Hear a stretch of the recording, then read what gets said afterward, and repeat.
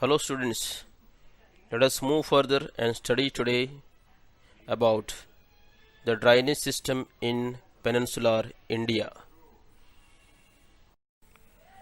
Drainage system.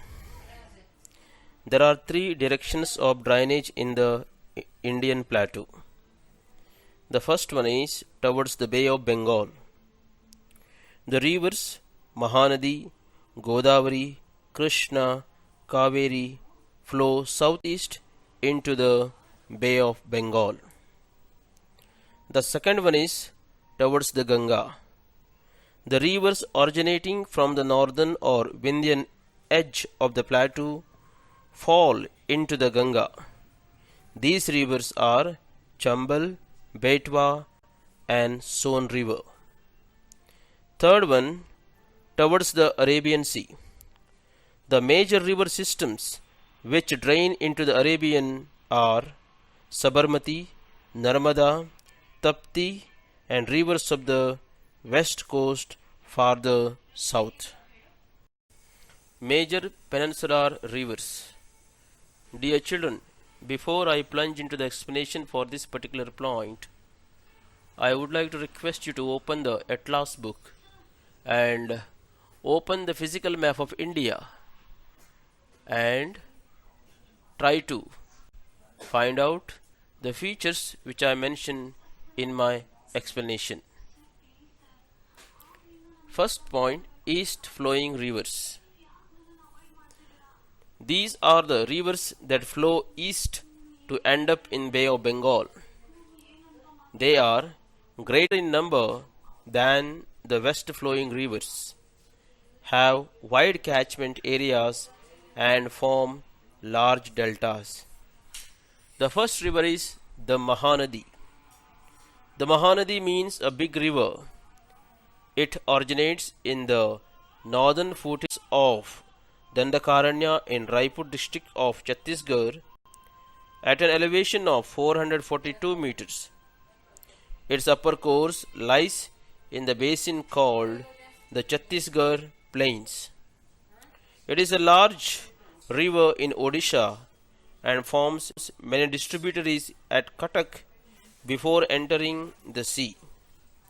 It drains an area of 1,41,600 square kilometer, mostly in Chhattisgarh and Odisha. The second river is the Godavari. The Godavari is the largest of the peninsular rivers and the second largest river in India. It is also known as the Ridhaganga or Dakshin Ganga because of its extent. It rises from Trimbak district in the Western Ghats and on its way receives several important tributaries. It forms a fertile delta before flowing into the sea. The river is shared by Maharashtra, Chhattisgarh, Karnataka, Odisha, and Telangana. The third one, the Krishna River. The Krishna is the second largest east flowing river of Peninsula. It has its origin in the Western Ghats just to the north of the Mahabaleshwar, about 64 km from the Arabian Sea. It flows to the Bay of Bengal in an easterly direction.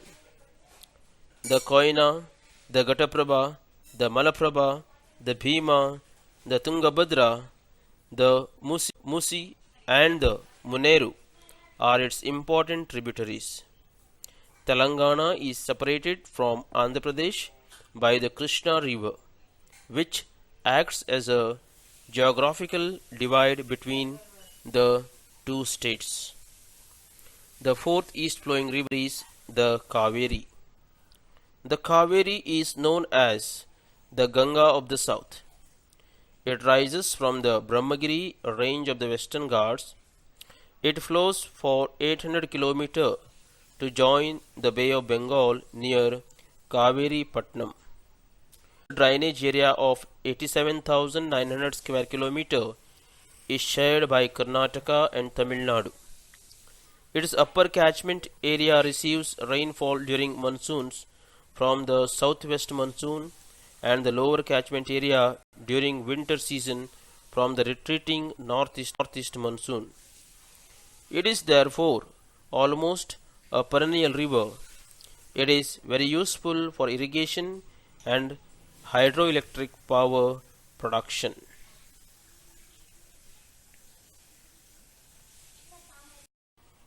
The west flowing rivers. The west flowing rivers of the peninsular India are smaller and fewer in number.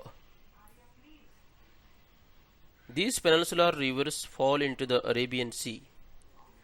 They do not form deltas but form only estuaries. This is because the west flowing rivers, especially the Narmada and the Tapi or Tapti, flow through the hard rocks and are not able to form distributaries before they enter the Arabian Sea. The first river is the Narmada. The Narmada rises near Amarkantak in Madhya Pradesh. It flows west-southwards for a distance of 1300 kilometers to finally empty itself in the Arabian Sea. Its drainage basin extends over 98,796 square kilometers and is confined mostly to Madhya Pradesh. Only 1/10 of the basin area lies in Gujarat. It forms the narrow gorge of marble rocks near Jabalpur in Madhya Pradesh and also the famous Kapiladhara Falls. Another feature of the Narmada basin is that there are hardly any developed tributary streams. The second river is the Tapti. The Tapti rises. Another name for Tapti is Tapi. It rises in the Satpura range in Madhya Pradesh. It flows westwards for 724 kilometers in a basin more or less parallel to the Narmada. Its basin area extends over 65,145 square kilometers in Madhya Pradesh, Maharashtra and Gujarat. The third river is the Luni. The Luni originates from the Aravallis, southwest of Ajmer. Its 450 kilometers course is directed through a semi-arid tract somewhat parallel to the west of the Aravallis. Its tributary which rises from the Pushkar Lake at Ajmer. The fourth river is the Sabarmati. It rises in the Aravalli Hills and flows southwestwards for a distance of 300 kilometers to enter the sea at the head of the Gulf of Cambay, or it is also called Gulf of Kambat. Its basin extends over an area of 21,674 square kilometers in Rajasthan and Gujarat. Its major tributaries are the Sabar and the Hatmati. The last west flowing river is the Mahi. It rises in the east of Udaipur and flows through Dhar, Ratlam and Gujarat and finally into the Gulf or Kambat.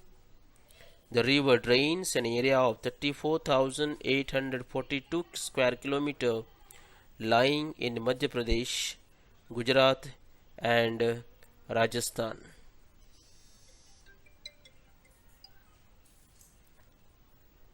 Besides the above rivers, the Peninsular Plateau has a large number of coastal streams draining the narrow coastal plains.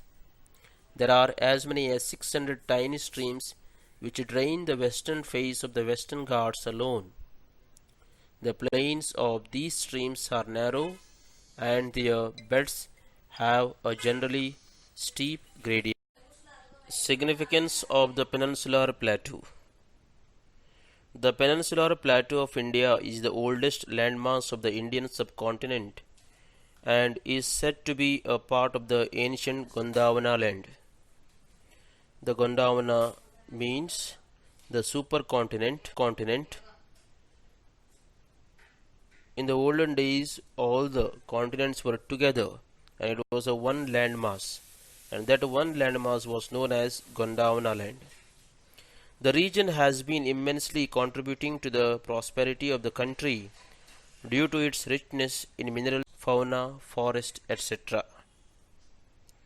The first significance is that the peninsular India is a depository of minerals. Jharkhand, Odisha, Madhya Pradesh, Chhattisgarh, and southeast Rajasthan, all lying in peninsular India, are associated with a variety of minerals such as iron, bauxite, mica, manganese, copper, chromium, and coal. Karnataka and Andhra Pradesh have considerable reserves of iron, gold, chromium, and porcelain clay. The Telangana region has coal, mica, graphite, and corundum. The second significance, the northwestern plateau of the peninsular India is covered with basaltic lava which in iron. Soil formed of basaltic lava, that is black soil, is conducive for the cultivation of cotton. This soil also facilitates the production of tea, rubber, coffee, and millets. Tobacco, groundnuts, and oil seeds are abundantly grown in the peninsular region. The third importance, the highlands of the plateau are covered with different types of forest. Deciduous and evergreen forest are the characteristics of peninsular India. Deciduous forests are those forests which have a particular time to shed their leaves, and the evergreen forests are those forests, the trees which do not have a particular time of shedding their leaves, so they look evergreen throughout the year, so they are known as evergreen forests. Evergreen forests are the characteristics of peninsular India. Ebony, mahogany, cane, bamboo, eucalyptus, sal, sesame, and sandalwood are prominent commercial timbers of the region, while tall grasses, shrubs, and herbs provide fodder. The fourth significance, the peninsular rivers are marked by a number of waterfalls which are being harnessed for the production of hydroelectricity.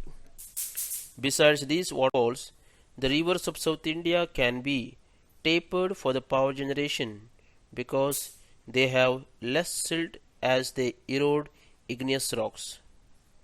These peninsular rivers have also been impounded for irrigation and hydroelectric power. The fifth significance of the Peninsular Plateau is that the Western Ghats are among the uh, finest faunal tracts of India. These includes the Nilgiri ibex, the black monkeys, and lion-tailed macaque in the southern reaches of Kerala and Tamil Nadu of the Western Ghats. Forests in peninsular region are also home to wild elephants, chital, leopards, and tigers.